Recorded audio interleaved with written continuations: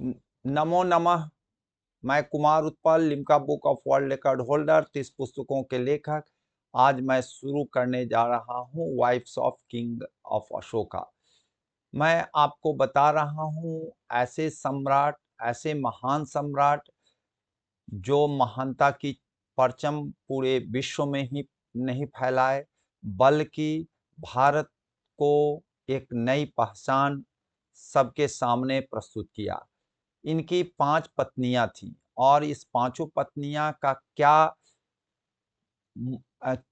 कितनी पत्नी 5 पत्नियों में क्या-क्या उसकी विशेषताएं थी और उसमें से कितने पुत्र और पुत्रियां हुई थी, उस सब के बारे में मैं आज डिटेल बतलाने जा रहा हूँ। आइए सबसे पहला मैं आपको शुरू करने जा रहा हूँ। फर्स्ट इनकी जो पत्नी थी, वह पत्नी का नाम था देवी, जो सामान्य परिवार की थी, लेकिन इनके बारे में कहा जाता है कि शाक्य जो वंश से संबंधित थे और ये शुरू से ही बौद्ध धर्म से प्रभावित थी और बुद्धिस्ट थी भी, क्योंकि शाक्य परिवार से थी, जो वही शाक्य वंश जिससे महात्मा बुद्ध खुद जन्म लिए थे। और यह जो है अवंती की थी, अवंती उज्जैन की रहने वाली थी।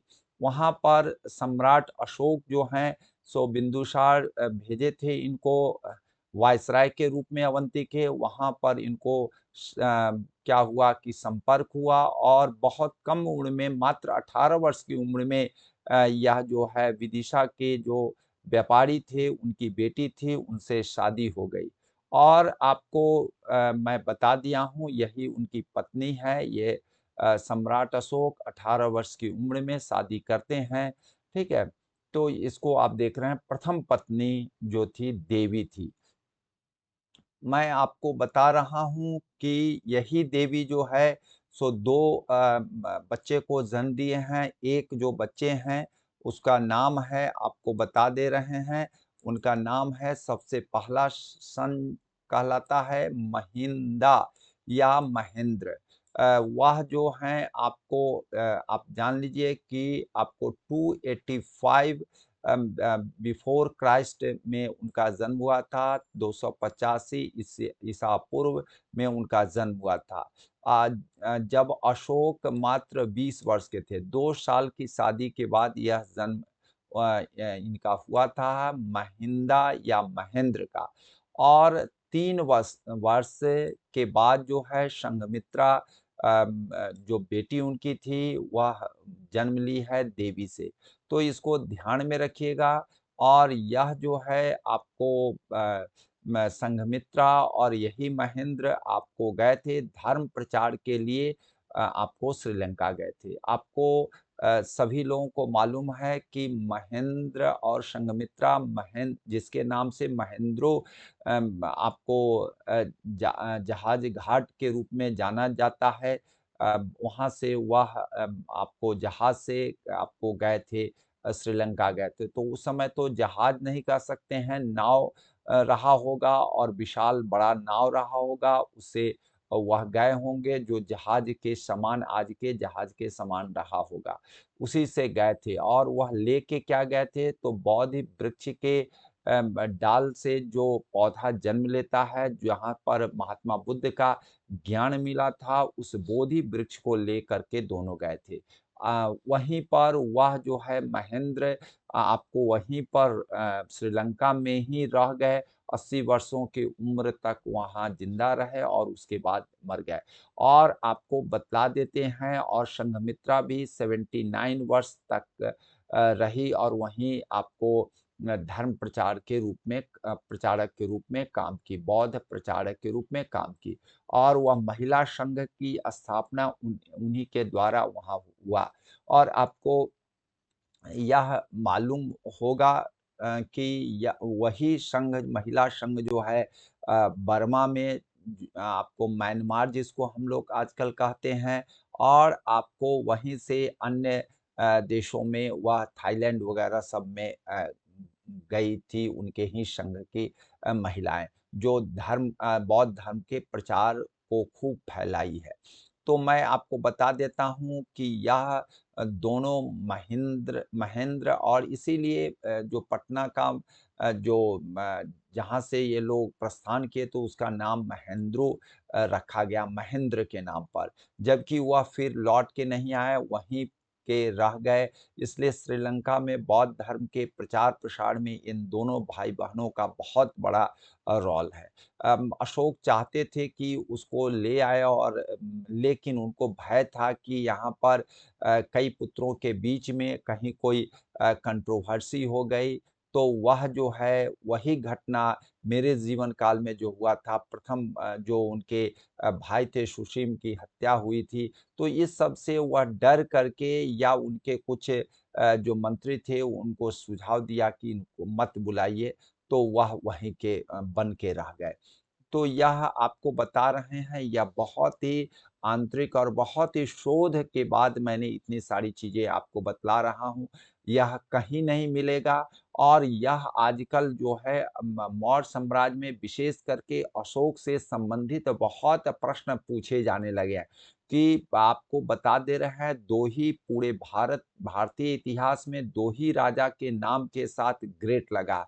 अशोका द ग्रेट और अकबर द ग्रेट। मिडाइवल में अकबर द ग्रेट और इसमें जो है अशोका द ग्रेट आप जानते हैं। तो आखिर ग्रेट थे तो उनकी जो अचीवमेंट है, उनकी जो व्यक्तित्व है, उनका जो कृतित्व है, उनका जो वह कृतित्व है उनके धम्म और धर्म के प्रति जो आस्था है वह बहुत ही अविस्मरणीय है। तो उनके बहुत सारे पर्सनल पहलू को भी व्यक्तिगत पहलू पर भी आजकल प्रश्न बहुत बीपीएससी में ही नहीं, यूपीएससी में, अन्य परीक्षाओं में आता है और इसके लिए चर्चा होनी भी चाहिए। लेकिन बहुत हमने कई पुस्तकों को शोध करके तब यह बात को हम आप लोगों के सामने रख रहे हैं। आप लोग ज़रूर इसको पढ़ेंगे, ज़रूर शेयर करेंगे, सब्सक्राइब करेंगे और इस पर आपका अच्छा कमेंट बेल आइकन ज़रूर प्रेस करेंगे। मैं एक बात आपको और भी कहना चाहता हूँ कि मैं यूपीएससी और बीपीएससी और साथ पब्लिक सर्विस कमीशन के जीएस और ज्योग्राफी मुख्य रूप से यह 2 पर मेरा कंसंट्रेशन रहता है और मेरा बच्चे का रिज़ल्ट बहुत ही जिसको पढ़ाते हैं मैं मात्र साल में 25 बच्चे को पढ़ाता हूँ। तो आप लोगों को ऑफ़लाइन और ऑनलाइन अगर आप संपर्क करना चाहते हैं तो नंबर है, आप संपर्क कर सकते हैं। मैं आपको बता दे रहा हूँ कि सेकंड वाइफ़ उनकी जो है अशोक की उसका नाम है कारुवाकी। कारुवाकी उसका उच्चारण जो है स्पेलिंग भी अलग-अलग है। तो कौरवाकी है, कारुवाकी है, चारुवाकी है और कौरुबक्की है। तो यह सब नाम है लेकिन कारुबाकी के नाम से बहुत ज़्यादा फ़ेमस थी। ये भी कॉमनर थी, कॉमनर मीन्स सामान्य परिवार की रहने वाली थी और यह जो है एक फिशरमैन डॉटर ऑफ फिशरमैन की थी जब यह कलिंगा में इनको भेज दिया गया सम्राट बिंबिसार के द्वारा बिंदुसार के द्वारा इनको जो भेजा गया, आपको वहाँ पर तो कलिंगा में तो वहाँ पर इनको उनसे लगाव हो गया, प्रेम हो गया, जिसके चलते यह क्या हुआ कि इनसे शादी हुई थी। तो यह जो है बहुत सेकंड वाइफ है, आप देख रहे हैं इनके सेकंड वाइफ अशोक की रानी है, कारुवाकी है जो इनको काफ़ी प्रभावित की थी। यह बौद्ध धर्म में लाने के लिए आपको यह देवी और इनका बहुत बड़ा हाथ है, लेकिन इनका सबसे बड़ा श्रेय है क्योंकि कलिंग वार के बाद से उन्होंने कहा था कि आप जो हैं सो बौद्ध धर्म को अपना लिया। यह खुद बौद्ध धर्म को अपना ली थी कारुवाकी और आपको बता देते हैं कि कारुवाकी का जो है अभिलेख में वर्णन है इनके पुत्र का भी वर्णन है। तो इसलिए यह महत्वपूर्ण है और इलाहाबाद अभिलेख में इसकी चर्चा हुई है। तो इसको ध्यान में रखेंगे आप। आपको मैं आगे बता रहा हूँ कि यह कारुवाकी जो है आपका सेकंड जो पुत्र अशोक के होते हैं, उनका नाम है आपका तिवला। जिसको तिवरा भी कहा जाता है, जो आपको बाद में आपको वायसराय बनते हैं, आपको जिसको हम गवर्नर कहते हैं, तक्षशिला के गवर्नर बनते हैं। कारुवाकी और तिवरा का मैंने आपको बता देते हैं कि इलाहाबाद आपको एडिक्ट में अशोक का जो एडिक्ट है, उसमें इनकी चर्चा है। मैं आपको पहले भी बताया हूँ कि इनके लाइफ़स्टाइल जो पहले चंड अशोक कहलाते थे, चंड अशोक कहलाते थे। चंड अशोक मीन्स इनकी जो है नेगेटिव एटीट्यूड ज़्यादा थी, थोड़ा-सा गुस्सा ज़्यादा करना, किसी पर आक्रामक रूप में हमला कर देना, तो ये सब इनकी थी। यहाँ तक थी कि वह अगर कोई उनका विरोध कर देता था, तो वह उसको मरवा भी देते थे।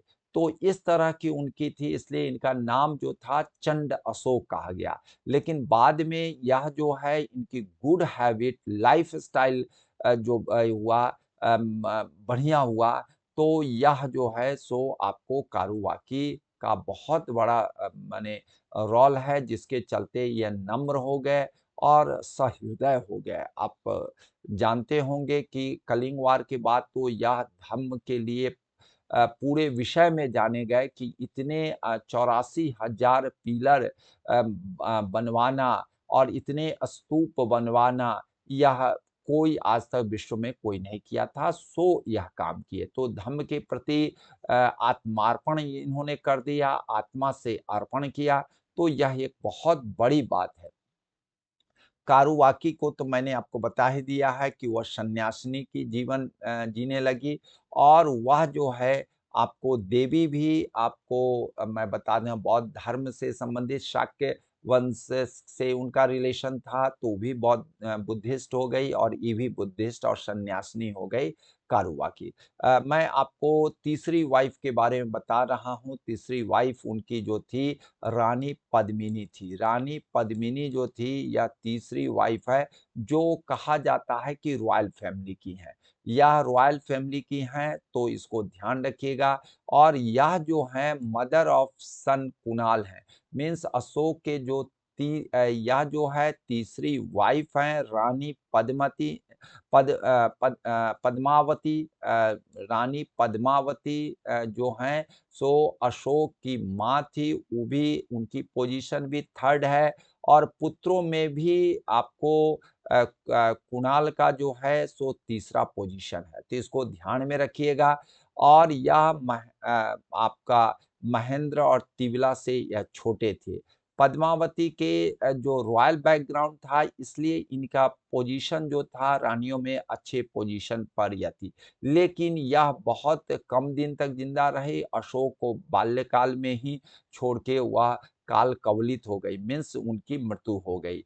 तो इनके बच्चे का जो देख-रेख जो की थी, वह जो हैं उनकी दूसरी रानी जो है वह की थी। मैं आपको बता दे रहा हूँ कि चौथी पत्नी का इनका नाम जो था असंधमित्रा था। जो ये भी आपका रॉयल बैकग्राउंड की थी, चीफ क्वीन कहलाती थी और इनका जो है सो आपका मौर्यन डायनेस्टी के ये तब तक ये सम्राट हो चुके थे और यह आपको प्रिंसेस के रूप में यह जाने जाने लगी। अशंधमित्रा जो 4th पत्नी थी, चौथी पत्नी थी अशंधमित्रा। मैं आपको बता रहा हूँ कि अशंधमित्रा के बारे में आपको बता रहा हूँ कि अशंधमित्रा को आप जान रहे हैं कि इनका आपको कोई संतान नहीं था, कोई संतान नहीं था, जिसके बारे में हम आपको लाइन आपको दिखा रहे हैं, आप लोग ध्यान रखिएगा। अ क्योंकि बहुत सारे इतिहासकारों ने इनके बारे में कई कन्फ्यूज़न कर दिया है, इसलिए मैं आपको बता रहा हूँ she did not bore any child, यह कोई बच्चे को जन्म नहीं दी, लेकिन कुणाल को यह अपनी बच्चे की तरह बायोलॉजिकल मदर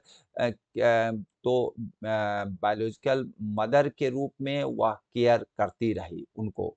एक छोटे बच्चे को हर हमेशा उसको छोटे बच्चे का तो आप जान ही रहे हैं, बहुत तरह के केयर करना पड़ता है, बहुत सारी चीज़ों को झेलना पड़ता है माताओं को और वह सारा समझ अपने बच्चे के समझ करके उसका पालन-पोषण करती है। तो इसको आप ध्यान रखेंगे कि इनकी कोई आपको ना पुत्र था, ना पुत्री थी। Charu Charu Mitra daughter of Indian emperor Ashoka का थ्रू ए कॉन्क्यूबाइन से जन्म ली थी चारू मित्रा। अशोक की एक और बेटी थी जो चारू मित्रा कहलाती थी, जो नेपाल में धर्म प्रचार के लिए गई और वहीं पर शादी ब्याह करके वहीं पर रह गई और आज भी उनका चारू मित्रा का जो स्तूप है वहाँ काठमांडू में अवस्थित है, जो आप देख कर के बड़ी खुशी होगी कि यहाँ पर भी आकर के अशोक के पुत्री जो है बहुत नाम कमाई और धर्म का प्रचार की। लेकिन वह जो थी उपपत्नी से जन्म ली थी, लेकिन उसको भी इन्होंने आपको चारू मित्रा को क्वीन अशंद मित्रा जो है सो वो अपने एडॉप्टेड डॉटर की तरह उसको आपको रखी, उसको भी पाली-पोसी। तो यह समझिए कि आपको कुणाल को और चारुमित्रा दोनों को पालने-पोसने वाली यह अशंद मित्रा थी। तो इसको ध्यान रखिएगा जो असंधिवत जो छोटा-सा किंगडम था और उसी किंगडम जो अभी प्रेज़ेंट में हरियाणा कहलाता है, उसकी प्रिंसेस होते हुए सम्राट अशोक जो थे उस समय तक राजा बन चुके थे, सम्राट बन चुके थे तब उनकी शादी हुई है और उनके बच्चे नहीं रहने के बावजूद भी अपनी बड़ी आपको जो जेठानी थी और उसको वह जो है सो अपने बेटे को पालन-पोषण की और और दूसरी जो है आपको जो उपपत्नी थी जिसको रखैल भी कह सकते हैं या अन्य कई नाम हिंदी में दिया रहता है, उसकी बेटी होते हुए चारुमित्रा को वह पाली-पोसी यह एक बहुत बड़ी बात है। आप सब नहीं जानते होंगे चारुमित्रा के बारे में, लेकिन चारुमित्रा नेपाल में धर्म प्रचार के लिए धम्म के प्रचार के लिए गई थी। मैं आपको बता रहा हूँ 5वीं पत्नी जो लास्ट पत्नी है सम्राट अशोक की वह तिस्य रक्षा है जिसको तिस्य रक्षिता भी कहते हैं। ये भी आपको बहुत ही साधारण फैमिली से इनका जन्म हुआ था और वहीं से आकर के आपको अशोक जो हैं सो शादी किए थे। काफ़ी उम्र हो चुका था, उम्र का फासला इस दोनों के बीच में बहुत ज़्यादा था और यह बहुत सुंदर और बहुत ही नाच-गान, डांस में बहुत आगे थी, तो इसलिए इनके प्रति अशोक का आकर्षण हुआ। लेकिन आपको कुणाल जो आपको अशोक के पुत्र थे, उनके प्रति इनका आकर्षण हुआ और उस आकर्षण में उनकी आँखों के प्रति बहुत ज़्यादा इनका आकर्षण था और लेकिन वह इनको माता के रूप में कुणाल जो है मानते थे। तो ये इस कारण जो है ये गुस्सा करके यह जो है सो आपको तिस्य रक्षा या तिस्य रक्षिता जो हो उसको अंधा कर दिए और ऐसी स्थिति हो गई कि कुणाल राजा भी हुए और उनके शासन कमज़ोर होते गए और इतना सिमट गया कि पटना भर रह गया और उनको आर्थिक रूप से बहुत ही परेशानी होने लगी। तो वह जो है भिखना पहाड़ी जो है आप पटना में भिखना पहाड़ी है जहाँ पर बहुत सारे शिक्षण संस्थान हैं। तो उस भिखना पहाड़ी के टीले पर बैठ कर के वह उनको भीख माँगना पड़ा था। तो वह जो है क्योंकि अंधे हो चुके थे, लाचार हो चुके थे, जबकि देखने में वो सबसे स्मार्ट थे, लेकिन वह लाचारी की इस स्थिति में भीख माँगना पड़ा। इसलिए आज भी उसका नाम जो है भिखना पहाड़ी चौराहा आज भी है और उसका नाम भिखना पहाड़ी है। तो इतनी बात आप लोग समझे हैं, यह बहुत ही महत्वपूर्ण और काफ़ी शोधपरक चीज़ों को हम आप सबके सामने रखे हैं। इसको अगर कोई तरह का सुझाव होगा तो आप लोग ज़रूर दीजिएगा। जय हिंद, जय भारत।